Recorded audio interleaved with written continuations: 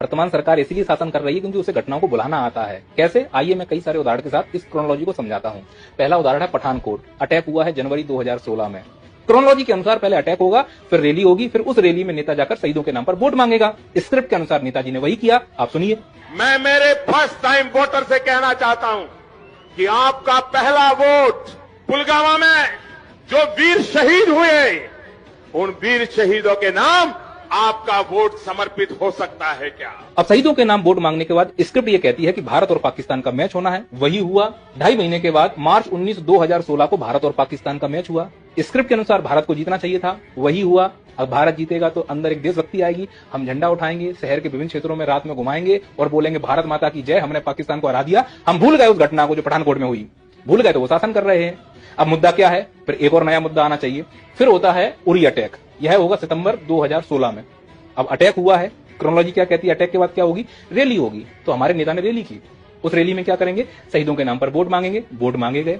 अब क्या होगा? अगला भारत और पाकिस्तान का मैच होगा। तो वही हुआ। जून 2017 में लगभग 8.5 महीने बाद भारत और पाकिस्तान का मैच हुआ।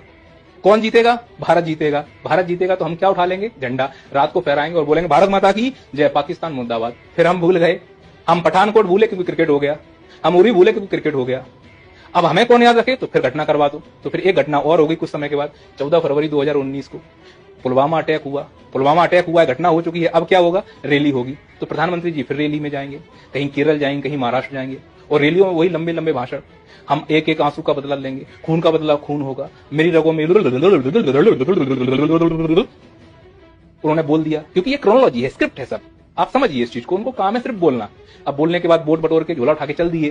फिर क्या होगा? मैच होगा। तो इस घटना के 4 महीने के बाद मैच हुआ। जून 2019 मैच हुआ। कौन जीतेगा? इंडिया। इंडिया जीत गई। हमने फिर झंडा उठाया और भारत माता की जय, पाकिस्तान मुर्दाबाद। अब भाई पुलवामा भूल गए, अब राजनीति कैसी हो? फिर कुछ ना कुछ होना चाहिए। तो भाई हुआ था ना पहलगांव। सिक्योरिटी नहीं थी। क्यों नहीं थी?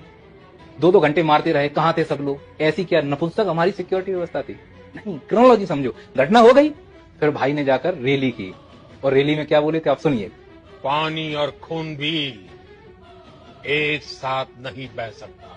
मतलब समझ रहे हो? खून और पानी साथ नहीं बहेगा। मैच होने वाला है कल 14 सितंबर को। मैच हो रहा है। किसका? कितने महीने बाद? 4 महीने 22 दिन बाद। भारत और पाकिस्तान का। बताओ मैच कौन जीतेगा? बाबा भगवान कहते हैं मैच जीतेगा भारत।